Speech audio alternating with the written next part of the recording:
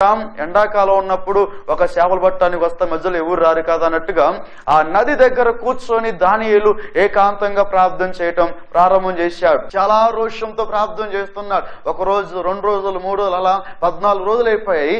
21 రోజులు కూడా దానియేలు చాలా రోషంతో ప్రార్థన చేస్తా ఉన్నాడు. చాలా ప్రార్థన చేస్తా ఉన్నాడు. పట్టుదల గల ప్రార్థన. ఏమని ప్రార్థన? దేవా, మా పారసిక దేశములో ఏ యుద్ధము జరగొద్దు. మా పారసిక దేశములో తండ్రి ప్రతి ఒక్కరు యేసుని వెంబడించేవారు ఉండాలి. మా పారసిక రాజ్యములో ప్రతి ఒక్కరిని ఆరాధించేవారు ఉండాలి. పాటలు పాడేవారు ఉండాలి. ప్రాప్తం తీసుకున్న ఏ ఒక్కరు కూడా నరలోకానికి వెళ్లకుండా ప్రతి ఒక్కరు యేసుని వెంబడించాలని దానియేలు రాజు గారు చాలా ప్రార్థన చేయటం ప్రారంభం చేసి ఉన్నాడు. ఎప్పుడు ప్రార్థన చేసి 1 రోజు 2 బాగా కన్నీటితో ప్రార్థన చేస్తున్నప్పుడు 20 రోజుల వరకు కూడా దాన్ని లోపికతోనే ప్రార్థన చేశాడు. 21 రోజు ప్రార్థన చేసి ఇక కొంచెం చేతగాక ఏమో ఎందుకులే దేవుడే మాట్లాడతాడని ఒకేసారి దానియేలు కళ్ళు తెరిచి చూసేసరికి దానియేలుకి దేవుడు ప్రత్యక్షమయ్యి ఉన్నాడు. చూడండి, బైబిల్ గ్రంథంలో ఉంటది. దానియేలు గ్రంథములో 10వ అధ్యాయం 4వ వచనంలో ఉంటది. మొదటి నెల 25 4వ తేదీన ఇద్దికేలున గొప్ప తీరమున ఉంటిని. నేను కనులెత్తి చూడగా నారబట్టలు ధరించుకున్న ఒకడు కనబడెను. ఎప్పుడైతే 21 రోజున కన్నీటితో బాగా ప్రార్థన చేసి దేవుడితో మాట్లాడి ఒకేసారి కళ్ళు తెరిచి చూసేసరికి, ఎప్పుడైతే కనులెత్తి పైకెత్తి చూసి అన్నాడో చూసేసరికి ఒక నార బట్టలు ధరించుకున్న ఒక మనుషుడు కనబడేను. హల్లెలూయా. ఎప్పుడైతే ఆ మనుషుడు దేవుడు కనబడాడు, వెంటనే కనులెత్తి చూసేసరికి వెంటనే దాన్ని చూడలేకపోతూ ఉన్నాడు. భయపడుతూ ఉన్నాడు, దుఃఖపడుతూ ఉన్నాడు, బాధపడుతున్నాడు. అయ్యా, నేను చూడలేకపోతూ ఉన్నాను, అయ్యా నేను చూడలేకపోతున్నాను కేకలేయటం ప్రారంభం చేశాడు. చాలా రకాలుగా దేవుడు ఆపాడుతున్నాడు. చాలా పౌరుషంగా దేవుడు దానియేలు కాపాడేసరికి దానియేలులో ఉన్న మనస్సును, దానియేలులో ఉన్న ఉద్దేశాన్ని, దానియేలులో ఉన్న తలంపులను, దానియేలులో ఉన్న క్రియలను, దానియేలు ఏమైనా చెడ్డ లక్షణాలు కలిగి ఉన్నా సరే ఎప్పుడైతే దేవుడు దానియేలు కాపాడి ఉన్నాడో దానియేలుని మనస్సుని మొత్తము దేవుడు తీసేసి దానియేలుకి దేవుడు అనుగ్రహించున్నాడు. ఎందుకు ఈ వాక్యం చెబుతున్నారంటే, దానియేలు రోషంగా 21 రోజులు ప్రార్థన చేస్తుంటేనే ఆకాశం నుంచి దేవుడు దిగొచ్చి దానియేలు అని పిలిచిన దేవుడు దానియేలు దగ్గరకు వచ్చిన ఆపడినంటనే దానియేలులో ఉన్న పాపమంతా తీసేశాడు.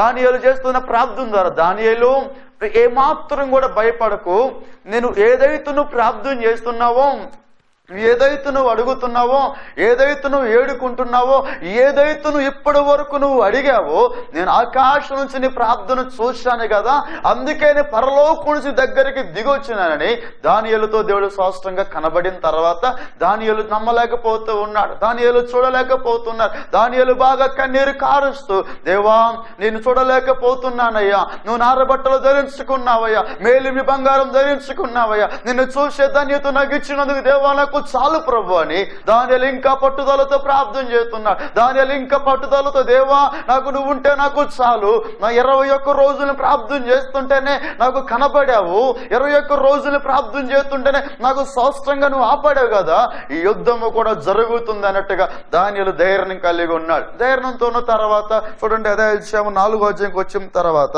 12వ వచనంలో ఉంటుంది.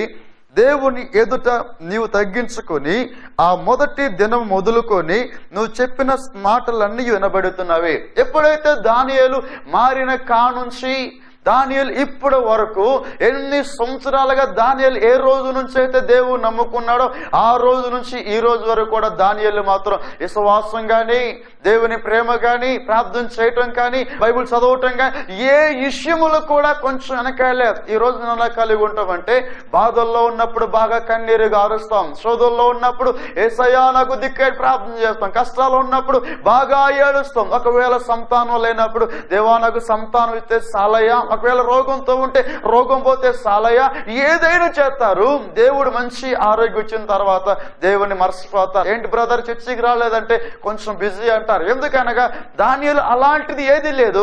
దానియేలు మారిన కానుంచి, దానియేలు ఎప్పుడైతే దేవుడిని తెలుసుకున్నాడో, దానియేలు దగ్గరికి దేవుడు ఎప్పుడు వచ్చాడో ఆ రోజు నుంచి కూడా దానియేలు దేవుడు వచ్చేంత వరకు కూడా ఏ విషయంలో దానియేలుకు దేవుడు దూరం లేడు. ఆలోచన చేయండి. దేవుడు అంటున్నాడు, ఆకాశం దేవుడు దిగొచ్చి దానియేలు నువ్వు నమ్ముకొనిన కానుంచి ఇప్పటి వరకు కూడా నీలో ఏ తప్పు లేదు కనుక నువ్వు నమ్ముకున్న కానుంచి ఇప్పటి వరకు నువ్వు చేస్తున్న ప్రార్థనలన్నీ నా దగ్గరికి చేరాయి. ఆ రోజు ప్రార్థన ఎలాగుందో ఈ రోజు ప్రార్థన అలాగుందో దానియేలు అని దేవుడు శాస్త్రంగా ఆకాశం నుంచి దేవుడు దిగొచ్చి దానియేలుతో మాట్లాడాడు. ఈ రోజు ఆలోచన చేయండి, ఎంతమంది ప్రార్థన చేస్తున్నారు, ఎంతమంది సినాటిల్లో ఉన్నారో, ఎంతమంది కన్నీరు గారుస్తున్నారో, ఎంతమంది ఏ విషయాలలో కలిగి ఉన్నారో, ఎంతమంది ఏ మనసులలో దేవుడిని కోల్పోయారో, ఎంతమంది సరిగా ఏ విషయాలు దేవుడికి దూరం అయిపోయారో దానియేలు లెక్కను ఈ రోజు ఆలోచన చేసే మాట ఏంటంటే, దేవుడు వచ్చాడు, దానియేలు ఆ రోజు నుంచి ఈ రోజు వరకు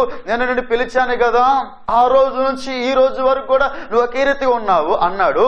ఆకాశం నుంచి చూస్తున్న దేవుడు కూడా నీ దగ్గరకు వచ్చి, బ్రదర్ ఈ రోజు ఎలా ఉన్నావు? ఒకప్పుడు నీ ప్రార్థనలో సత్యం ఉన్నది, ఈ రోజు నీ ప్రార్థనలో సత్యం లేదు. ఒకప్పుడు నీ ప్రార్థనలో చాలా క్వాలిటీ ఉంది, ఈ రోజు క్వాలిటీ లేదు. ఒకప్పుడు నువ్వు చాలా ఇష్టానుసారంగా జీవించావు, నువ్వు దేవుడిని నమ్ముకొని నీకున్న బలహీనత అలా జీవిస్తున్నావు కదా అని ఆకాశం